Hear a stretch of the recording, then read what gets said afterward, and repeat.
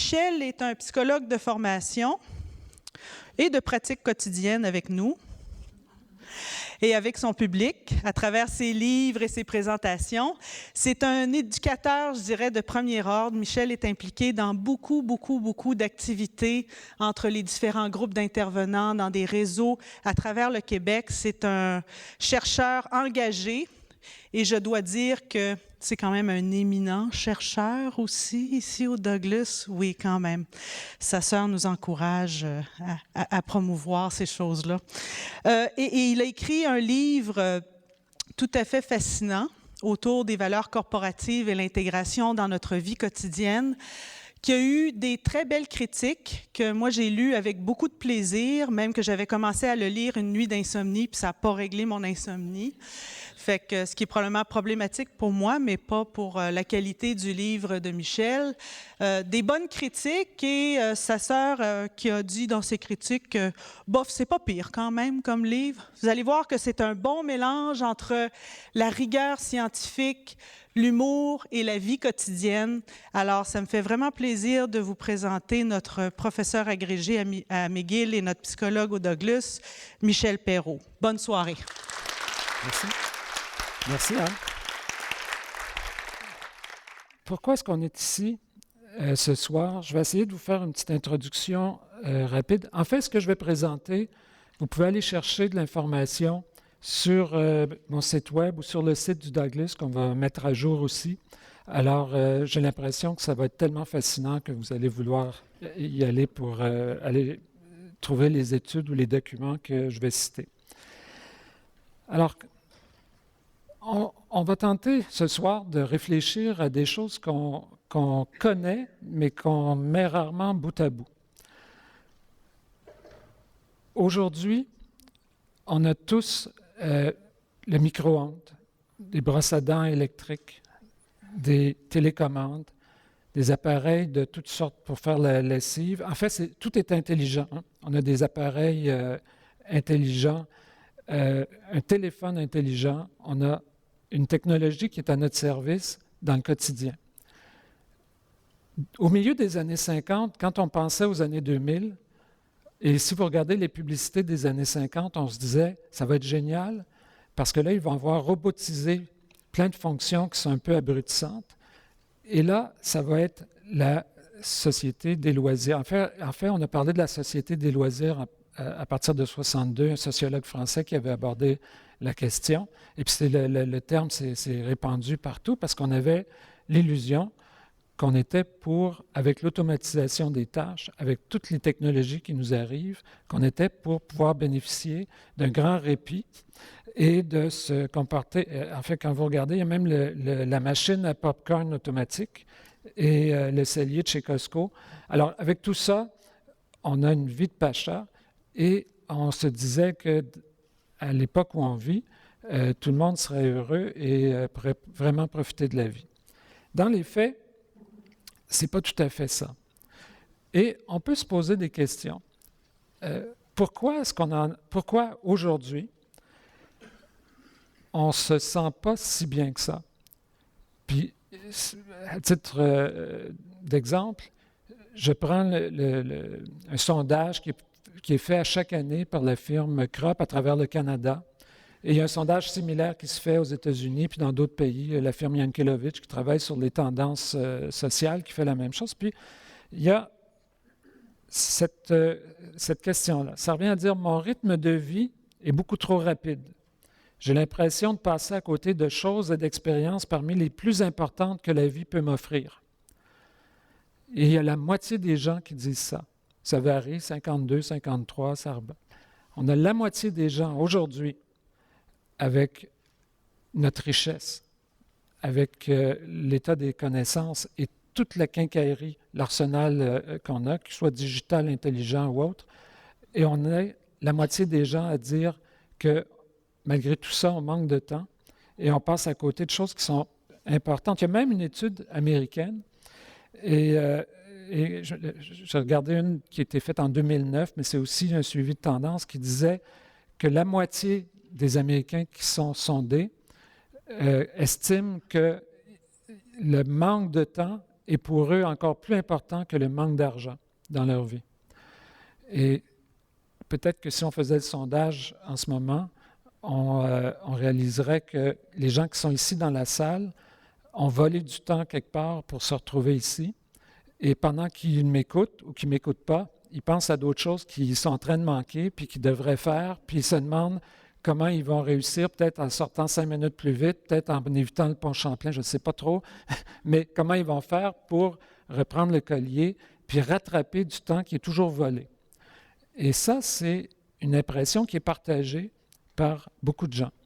Et ça, c'est assez troublant. Et on pourrait se demander pourquoi. Quand on regarde chez les travailleurs, il y a une enquête canadienne. Au Canada, on est chanceux parce qu'on a quand même à Statistique Canada des séries d'enquêtes sur l'emploi du temps. Il y a cette enquête-là sur l'enquête sociale générale. On a des données qui nous permettent de faire des suivis puis essayer de comprendre un petit peu qu'est-ce qui se passe pour nous. Et ça, c'est une enquête, ça c'est la version qui a été publiée en 2010. Et là, on se rend compte que plus du quart des travailleurs disent que leur vie est très stressante. Là, vous allez me dire, oui, c'est vrai, mais stressant, sous quel aspect? Voyez, je devance la diapo. Pourquoi? Et, oups. Bien, si on regarde le pourquoi, on se rend compte que les gens nous ont parlé du stress du travail, des inquiétudes financières qu'elles vivent, de leur famille, du manque de temps, des problèmes de santé. Ça, c'est revenu dans les réponses entourant les sources de stress. Et moi, je me permets d'ajouter qu'il y a toutes ces sources-là, mais il y a un effet multiplicateur. Parce qu'en général, les problèmes, ça vient en kit. On n'en a pas juste un. On dirait que quand il y en a un, il y en a un autre qui vient avec. Mais dans le fond, nous, on est un peu comme la personne au milieu qui doit gérer tout ça puis qui pense aux différents rôles qu'elle doit jouer et aux conflits de rôles qu'elle doit résoudre. Et les conflits de rôles, ils sont là, ils sont toujours présents parce qu'une vie remplie, c'est une vie où on joue plusieurs rôles. Si on ne jouait qu'un seul rôle qui était celui de la personne au travail, ça ne serait pas si compliqué, mais c'est que quand on est au travail, on n'est pas ailleurs. Et il y a ailleurs, ça veut dire d'autres choses. Ça veut dire ses amis, son réseau, sa famille. Et si on n'est pas là, il y a quelque chose qu'on perd. Notre vie se rétrécit. Il y a une qualité de vie qu'on perd. Alors, les conflits de rôle, ça fait partie du stress ou de la détresse qu'on peut vivre chacun. Et ça comment on fait pour résoudre ça? Spécialement quand on est sous pression, parce qu'on a des attentes de performance dans tous les rôles qu'on veut jouer. En fait, nous, on évolue dans une société de consommation qui est performante. On consomme plus que jamais. On travaille plus que jamais. On regarde rarement l'ensemble de tout ça, parce que vous regardez les études, on parle de travail, de chômage, on parle de consommation, mais dans le fond, tout ça, ça fait partie d'un cycle.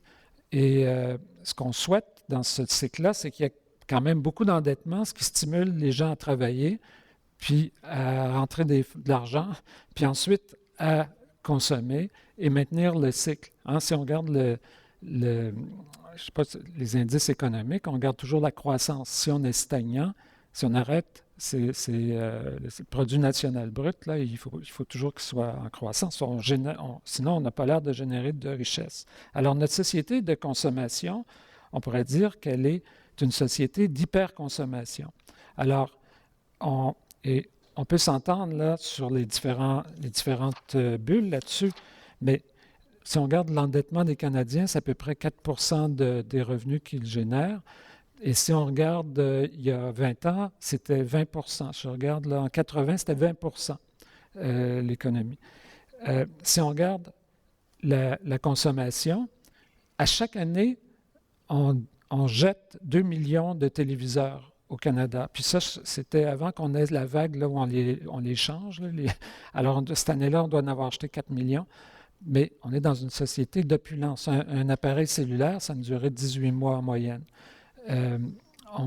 On dépense tellement et on consomme tellement qu'on est, on est au point où l'espace est pollué. Et là, on cherche des moyens pour essayer de nettoyer l'espace parce qu'on a beaucoup de déchets qui flottent dans l'espace, les déchets des missions spatiales. Alors, si on parle du travail extrême, ben, je regardais les chiffres spécialement pour les étudiants, puis je voyais que, en fait, 9 étudiants au post-secondaire sur 10 travaillent. Et si on prend la moitié de ceux-là, travaillent en moyenne 16 heures par semaine, des étudiants à temps plein. Et si on regarde, je ne sais pas, les mères seules au pays, il y en a 51% qui travaillent à temps plein. Les mères qui élèvent les enfants qui vivent seules. Le travail, c'est un élément d'intégration sociale qui est très important pour nous, pour tout le monde, et spécialement aujourd'hui, parce qu'il permet de maintenir sa place. Il y a une notion identitaire.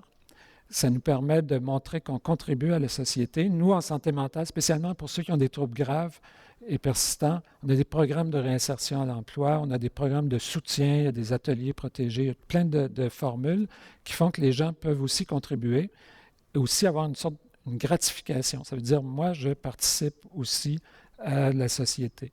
Et ce trait-là, il est très, très présent actuellement dans notre société de consommation. On s'identifie souvent par ce qu'on fait comme travail. Ça, c'est pas nouveau. Juste nos noms, quelqu'un qui s'appelle Boucher, on ne se demande pas d'où ça vient, c'est que probablement son arrière-grand-père, ou je ne sais pas trop, dans sa famille, boulanger, ça allait aussi avec leur titre d'emploi de l'époque. Alors, ça, c'est un peu notre modèle de fonctionnement. Et je reviens à une vieille étude. Là, les gens qui sont un petit peu puristes vont me dire que les besoins de Maslow, c'est très, très répandu, mais ça n'a jamais été démontré scientifiquement, que la pyramide, on commence avec les besoins de base, puis ça va en montant jusqu'à la réalisation de soi, que ce n'est pas soutenu par des études empiriques. Sauf que ça a au moins l'avantage de très bien communiquer les choses, c'est qu'on a des besoins à différents niveaux. Et le travail n'est plus uniquement pour répondre à nos besoins de sécurité puis nos besoins physiologiques. C'est beaucoup plus que ça, le travail. C'est notre besoin d'appartenance, notre façon pour beaucoup d'obtenir de l'estime, de la reconnaissance, et aussi de se réaliser parce que c'est un environnement où on peut aussi exercer un certain contrôle. Pas toujours, mais dans plusieurs cas. Une étude que j'ai un de mes collègues ici avec qui on fait une étude épidémiologique et on se rend compte que les gens qui travaillent à temps plein, ça exerce un effet de protection au niveau de la dépression, de la détresse psychologique, l'estime de soi. Et ça, malgré, et même ça aide à avoir du soutien social, malgré le fait que pour beaucoup de personnes qui travaillent, leur travail est absolument démentiel. Il n'y a aucun de ces attributs-là, et il est drainant, il est stressant, il est tout ce que vous voulez. Mais dans la moyenne, on se rend compte que ça exerce tellement d'effets positifs pour certains que ça contrebalance pour les autres. Alors, tout ça s'est emballé dans une coquille de société postmoderne et où on a une logique de rentabilité. Si vous regardez autour de vous, même nos sociétés, je pense actuellement, là, on parle beaucoup de la société des postes, qui est devenue, qui doit être rentable.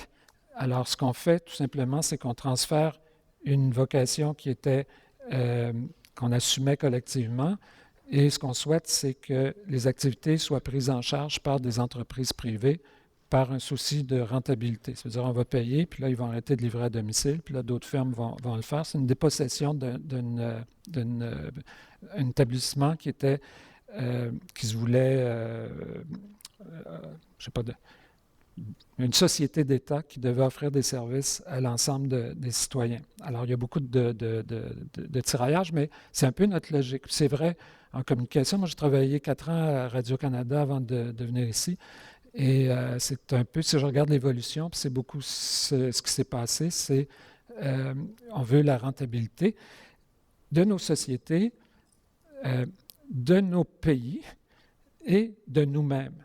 Et ça va dans la société postmoderne où on pense beaucoup à l'individu et on parle beaucoup du « je » plutôt que du « nous ». et c'est que chacun a la responsabilité de lui-même devenir une personne rentable qui contribue à la société, d'où l'importance d'avoir, de pouvoir s'insérer dans le milieu du travail, générer des revenus, acheter ce qu'on a de besoin, puis avoir notre place dans la société.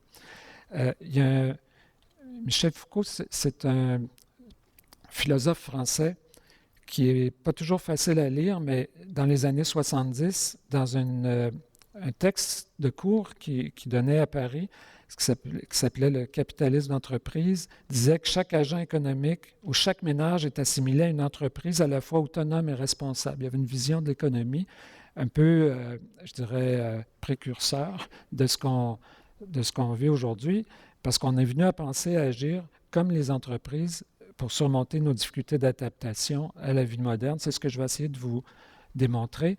Alors, nous, comme individus, on souhaite gérer, et ça, c'est notre langage. Hein? On gère nos émotions.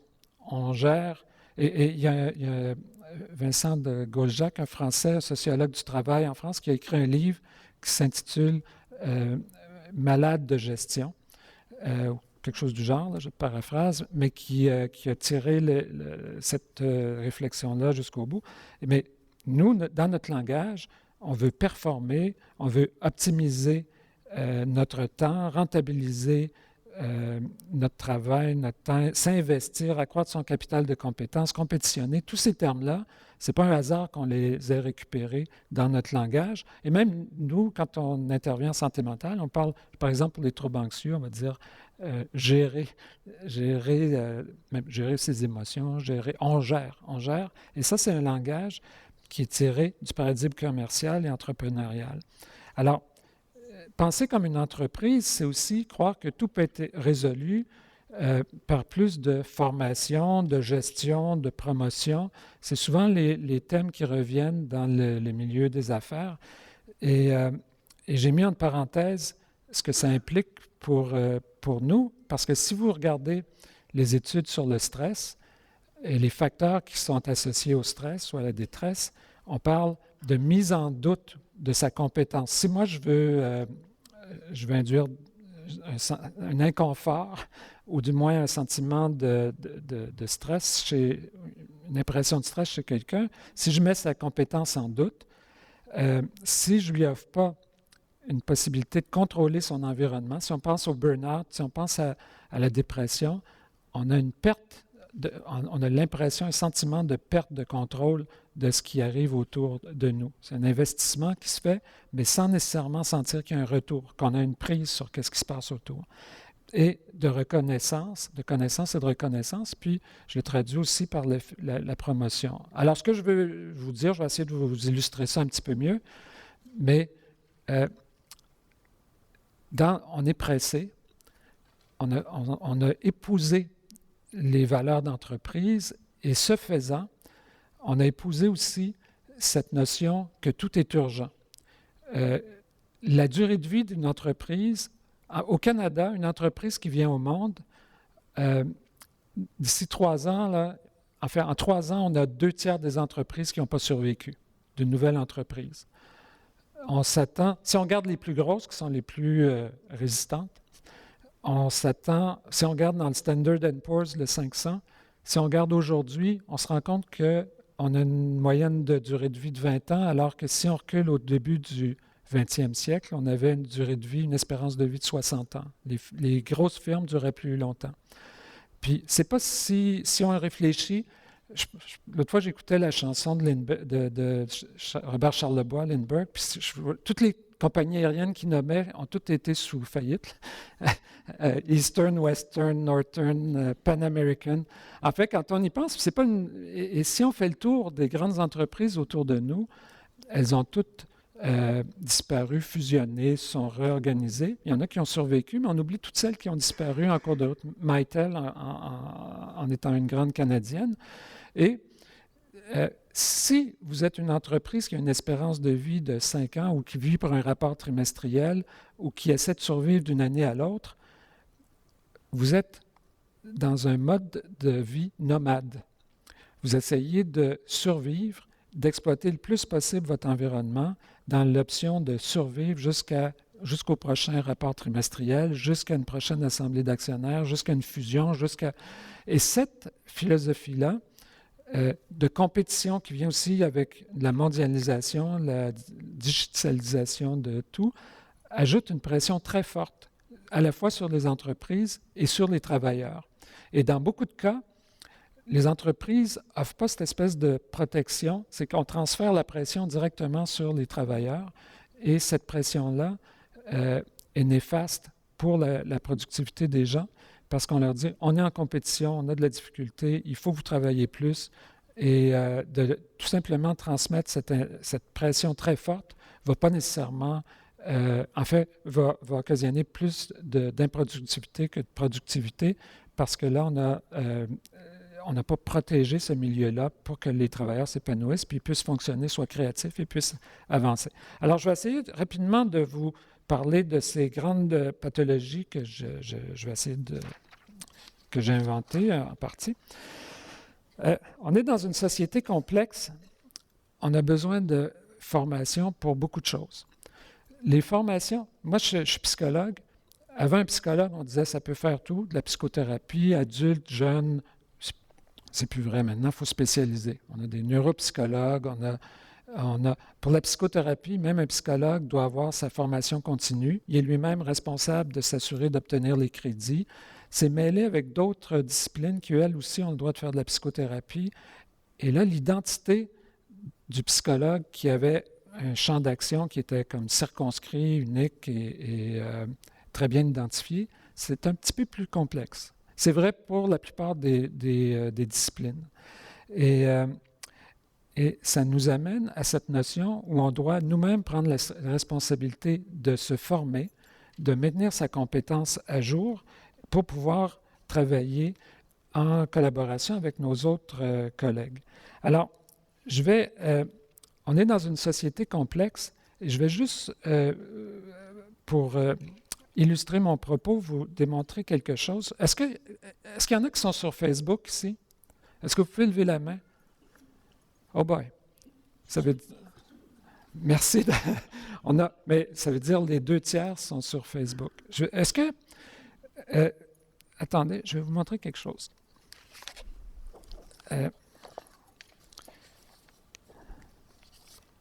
J'ai imprimé... il y a un moment, quand vous êtes entré sur Facebook, il y avait une petite case, ça disait « J'accepte les conditions ». Est-ce que vous vous souvenez de ça? Est-ce que, ici, j'ai imprimé, en fait, ici, ce qui manque, c'est la page plateforme, les règles applicables à la page plateforme Facebook, les règles publicitaires, les règles applicables aux promotions, les éléments de marque, comment signaler les infractions. En tout cas, j'ai sauté un peu, mais j'ai imprimé ici les conseils. Est-ce que, Nicole, tu pourrais venir m'aider? J'ai imprimé ce à quoi vous avez souscrit, et je suis sûr pour vous, je suis convaincu que c'est très clair que vous avez tout lu, ces conditions. Là, j'aurais peut-être besoin de quelqu'un parce que je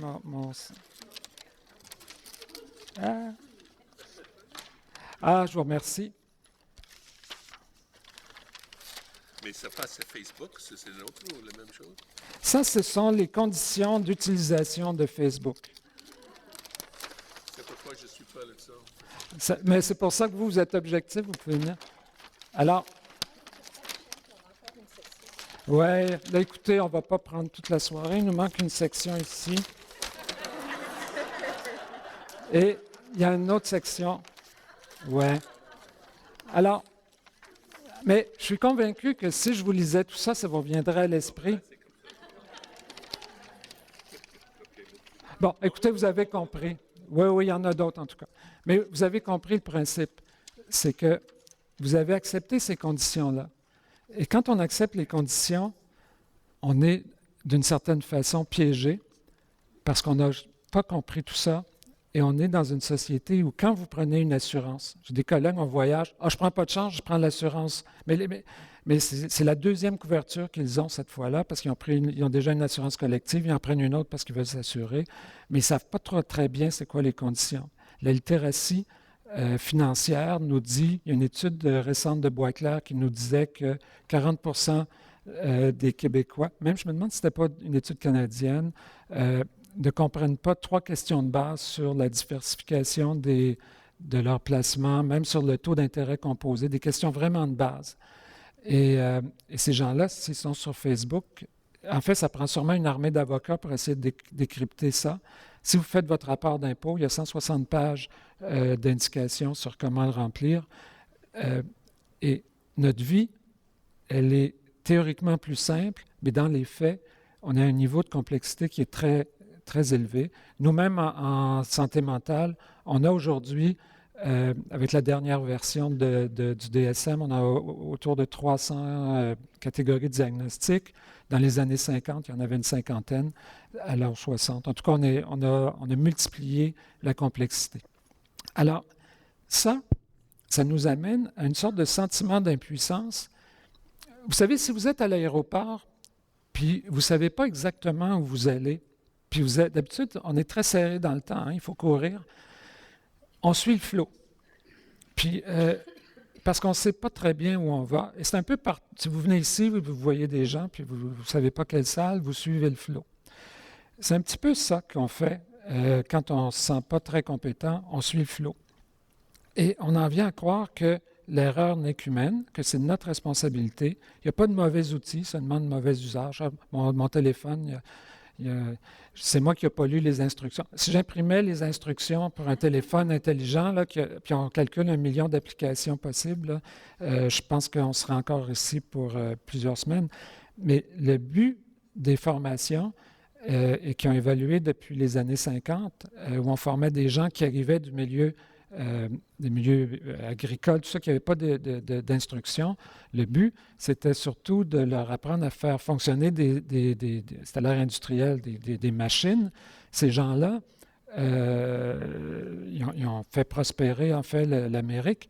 Mais aujourd'hui, on a des gens qui ont des diplômes universitaires, qui ont des maîtrises, qui ont des doctorats, qui ont un diplôme en médecine, et on leur donne une formation sur le lavage des mains, comment se laver les mains à l'hôpital. Et ça, c'est tout un retour, parce qu'on aurait beau les former, il y a plein de contingences qui font qu'ils ne vont pas se les laver plus. Ce n'est pas parce qu'ils ne savent pas, mais ils n'ont pas le temps ou ils ne le prendront pas entre 2 patients pour se laver les mains. Alors, vous connaissez la série pour les nuls? Cette série-là, vous savez combien il y a de titres dans cette série-là? 1600. Il y en a un peu plus que 1600. Il y a la série en anglais For Dummies, puis ils ont même la série For Idiots. Pouvez-vous? Et si vous regardez les titres que je viens de vous mettre, vous afficher, vous allez voir qu'il y a beaucoup d'avenir pour les nuls parce qu'on leur montre comment éduquer leur enfant, comment se multiplier. Et c'est sûr que s'ils lisent tout ça, on va en avoir beaucoup.